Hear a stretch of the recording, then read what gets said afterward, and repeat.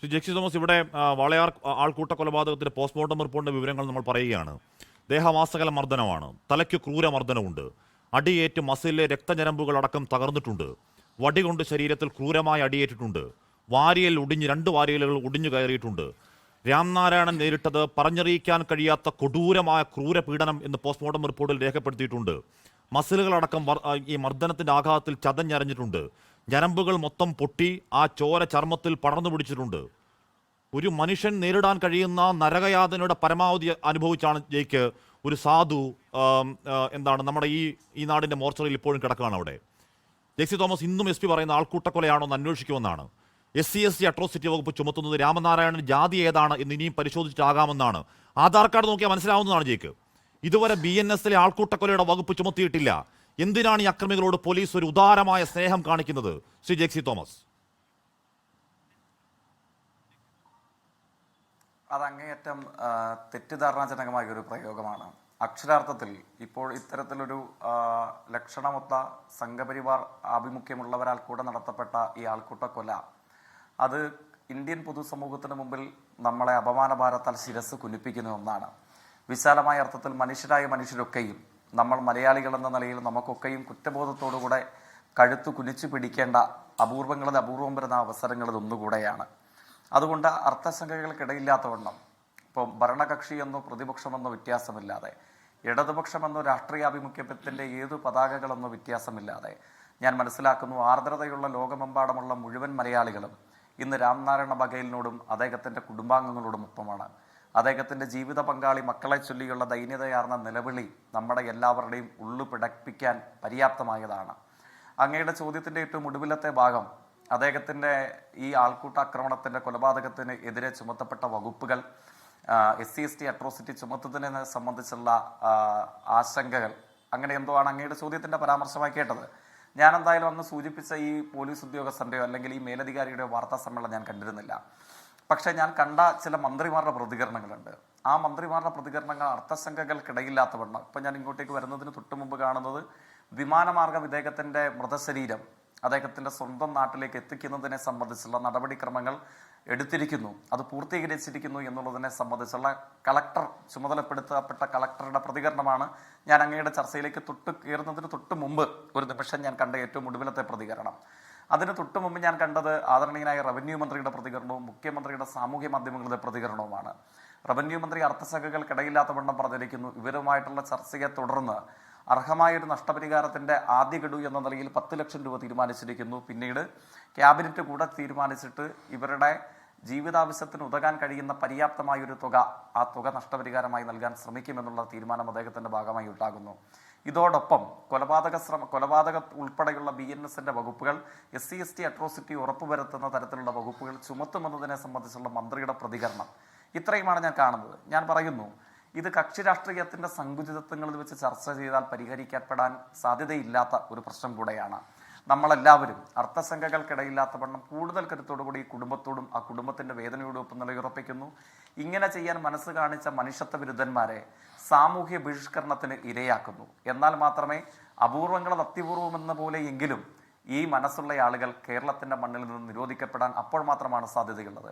ഞാൻ ഏറെ ബഹുമാനിക്കുന്നു. യഥാർത്ഥത്തിൽ ഞാൻ ഒരു രാഷ്ട്രീയ വിദ്യാർത്ഥി എന്ന നിലയിൽ പ്രസക്തമാംവിധം പ്രത്യേകമായി ഫോളോ അപ്പ് ചെയ്യാൻ ശ്രമിച്ച ഒരു സ്റ്റോറിയുടെ പ്രധാനപ്പെട്ടയാളാണ് നമ്മുടെ ചർച്ചയ്ക്ക് മുമ്പ് സംസാരിച്ച ബഹുമാനീയനായ ശ്രീ അഷ്റഫിൻ്റെ സഹോദരൻ. ഞാൻ ഇപ്പോഴും ഓർമ്മിക്കുന്നു, ബട്ര കള്ളുരുത്തി എന്നുള്ളതായിരുന്നു അന്ന് ന്യൂസ് മിനിറ്റിൽ സംപ്രേഷണം ചെയ്ത വാർത്തയിൽ എൻ്റെ ഓർമ്മ ശരിയെങ്കിൽ ഈ ഇൻസിഡന്റ് ഉണ്ടായ സ്ഥലത്തിൻ്റെ പേര് കുടുപ്പി ക്ഷേത്രത്തിന് സമീപം. അതെ, മംഗലാപുരത്ത് ബട്ര കള്ളുരുത്തിയിൽ കുടുപ്പി ക്ഷേത്രത്തിന് സമീപം വെച്ചിട്ടുള്ള മൈതാനത്ത് ക്രിക്കറ്റ് കളി കണ്ടുകൊണ്ടിരിക്കവെയാണ് ആ സമയത്ത് വിഭിന്നശേഷിയുണ്ട് എന്ന് മാധ്യമങ്ങളിൽ പറയപ്പെട്ട അഷ്റഫിനെ സംഘപരിവാർ ആഭിമുഖ്യമുള്ള ആളുകൾ അടിച്ചു കൊല്ലുന്ന വാർത്ത ഞാനും നിങ്ങൾ കേൾക്കുന്നത്.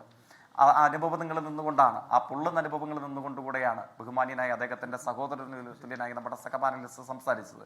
എനിക്ക് അദ്ദേഹത്തോട് ഉപാധിരഹിതമായ വിധേയത്വവും ആഭിമുഖ്യവും കൂറും അന്നുമുണ്ടായിരുന്നു. ഇന്ന് ഞാൻ ആവർത്തിച്ച് അത് രേഖപ്പെടുത്താൻ ഒരു അവസരം ലഭിക്കുന്നു എന്നുള്ളതുകൊണ്ട് ഞാൻ അങ്ങയോട് രേഖപ്പെടുത്തട്ടെ.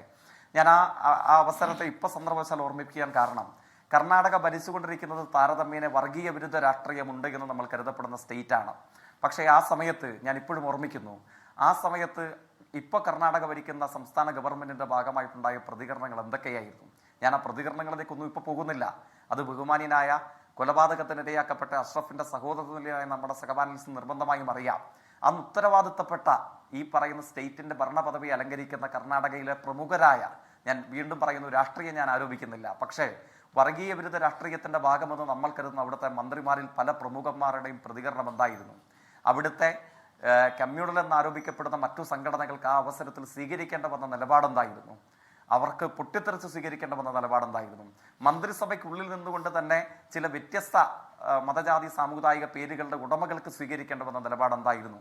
അതൊന്നും കേരളത്തിൽ ഉണ്ടാകുന്നില്ല എന്നുള്ളതാണ് ആശ്വാസ്യകരമായി ഇപ്പോൾ നമുക്ക് കൂട്ടിച്ചേർക്കാനുള്ളൊരു കാര്യം. എന്നാൽ എല്ലാം തികഞ്ഞോ?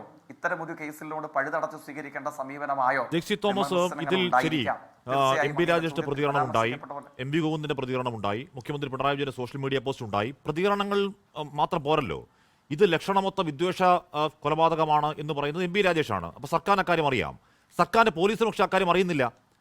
ഈ പറയുന്ന BNS-ൽ സുപ്രീം കോടതി ഗൈഡ് ലൈൻ അടക്കമുള്ള ചില പുതിയ മാറ്റങ്ങളിൽ കൃത്യമായ വകുപ്പുകളുണ്ട്. ആ വകുപ്പുകൾ ഇപ്പോഴും ചുമത്തുന്നില്ല. ഡിവൈഎസ്പിയോട് ചോദിക്കുമ്പോൾ അത് ഇപ്പോൾ ചുമത്തുന്നില്ല, അന്വേഷണത്തിന് വേണ്ടി ആവശ്യമെങ്കിൽ ചുമത്താമെന്നാണ് പറയുന്നത്. പോലീസിന് എന്തിനാണ് ഇത് ആൾക്കൂട്ട കൊലപാതകമാണെന്ന് സംശയം എന്തിനാണ് ജെക്സി തോമസ്? കാര്യം ആൾക്കൂട്ട കൊലപാതകത്തിന്റെ വകുപ്പിട്ടില്ലെങ്കിൽ ഈ പ്രതികൾ പുഷ്പം പോലെ ഊരിപ്പോവും. ഒരു സംശയം വേണ്ടതില്ല. അങ്ങനെ എനിക്ക് തോന്നുന്നു അല്പസമയത്തിന് ഏതെങ്കിലും ഒരു ഇടയിൽ 7 മിനിറ്റോളം നീണ്ടു നിൽക്കുന്ന ഇത്തരം കാര്യങ്ങൾക്ക് കളക്ടറെയും അതോടൊപ്പം തന്നെ ജില്ലാ പോലീസ് അധികാരിയും ഒക്കെ ചുമതലപ്പെടുത്തിക്കൊണ്ടതിനു ശേഷം ആദരണീയനായ കേരളത്തിന്റെ റവന്യൂ മന്ത്രി നടത്തിയ വാർത്താ സമ്മേളനം 7 മിനിറ്റ് ദൈർഘ്യമുള്ളതാണ്. ആ ദൈർഘ്യമുള്ള അദ്ദേഹത്തിന്റെ വാർത്താ സമ്മേളനത്തിൽ അങ്ങ് സൂചിപ്പിച്ച സുപ്രീം കോടതിയിലെ കേസ് എന്റെ ഓർമ്മ ശരിയെങ്കിൽ 2023 സ്പെഷ്യൽ മെൻഷൻ അർഹിക്കുന്ന കേസാണ്. ആ 2023 സ്പെഷ്യൽ മെൻഷൻ അർഹിക്കുന്ന കേസ് പ്രകാരം തന്നെ BS 103 പ്രകാരം 1 ഉൾപ്പെടെയുള്ള സംഘടിതമായ കുറ്റകൃത്യങ്ങളെ ചുമത്തിക്കൊണ്ട് തന്നെയായിരിക്കും ഈ കേസ് മുമ്പോട്ടേക്ക് പോകുക എന്നുള്ളത് പോലീസിനെ കൂടെ നയിക്കാൻ ശേഷിയുള്ള നമ്മുടെ നാട്ടിലെ ഈ മന്ത്രിസഭ അംഗങ്ങൾക്ക് നേതൃത്വം നൽകുന്ന ആളുകൾ ഇതിനോടകം വ്യക്തമാക്കിയിട്ടുണ്ട്. അതുകൊണ്ട് അങ്ങീ സൂചിപ്പിച്ച പ്രകാരം അങ്ങീ സൂചിപ്പിച്ച പോലീസ് ഉദ്യോഗസ്ഥൻ അല്ലെങ്കിൽ DYSP എന്ന നാമധാരിയുടെ വാർത്താ സമ്മേളനം പ്രതികരണം ഞാൻ കണ്ടിട്ടില്ല. ഇനി അങ്ങനെ ഒരു പ്രതികരണം നടത്തിയിട്ടുണ്ടോ? ആ പ്രതികരണത്തെ അർത്ഥസംഖ്യകൾക്കിടയില്ലാത്തവണ്ണം നമ്മൾ തള്ളിക്കളയുന്നു. അതിലുപരിയായി 2023 ഇത്തരം കേസുകൾക്കകത്ത് ആൾക്കൂട്ടാക്രമണത്തിനും മോബ് ലിഞ്ചിങ്ങിനെ തുടർന്നുള്ള കൊലപാതകത്തിന്റെയും ഇന്ത്യൻ അനുഭവങ്ങൾക്കുള്ളിൽ നിന്നുകൊണ്ട് സുപ്രീം കോടതി സ്വീകരിച്ച അതേ ഗൈഡ് ലൈനുകൾ പ്രകാരം അതേ ദയാരഹിതമായ വകുപ്പുകൾ ചുമത്തിക്കൊണ്ട് തന്നെ ഈ കേസ് കൈകാര്യം ചെയ്യപ്പെടും. ഇന്ത്യക്ക് അകത്ത് ഇത്തരം കുറ്റകൃത്യങ്ങൾ ഏർപ്പെടുന്നവർക്ക് ഇനി മേലാൽ ഇത്തരം ഒരു കാര്യത്തിനകത്ത് അപരനായ ഒരു മനുഷ്യന്റെ ദേഹത്ത് തൊട്ടുകൊണ്ട് അവന്റെ ചോര വീഴ്ത്തി എന്നാൽ തങ്ങളുടെ താൻ പോലും എന്ന് തെളിയിച്ച് കളയാമെന്ന് ആഗ്രഹിക്കുന്ന മനുഷ്യരിൽ ഏതെങ്കിലും ഒരു മലയാളി ഉണ്ടെങ്കിൽ ആ സംഘങ്ങൾക്ക് നിത്യപാഠമാകുന്ന ഒരു അനുഭവമായി, ഒരു നിയമവിധേയമായ ഒരു അനുഭവമായി, ഒരു പാഠഭേദമായി ഈ കേസ് മാറുമെന്ന കാര്യത്തിൽ ഒരു സംശയവുമില്ല. ലോകത്തെവിടെയായാലും ഏത് സമയത്തും 24 വാർത്തകളും ഓഗ്മെന്റഡ് റിയാലിറ്റി പാക്കേജുകളും എക്സ്പ്ലെയിനറുകളും വിശദമായി കാണാൻ ഞങ്ങളുടെ YouTube ചാനൽ നിങ്ങൾക്ക് സബ്സ്ക്രൈബ് ചെയ്യാം.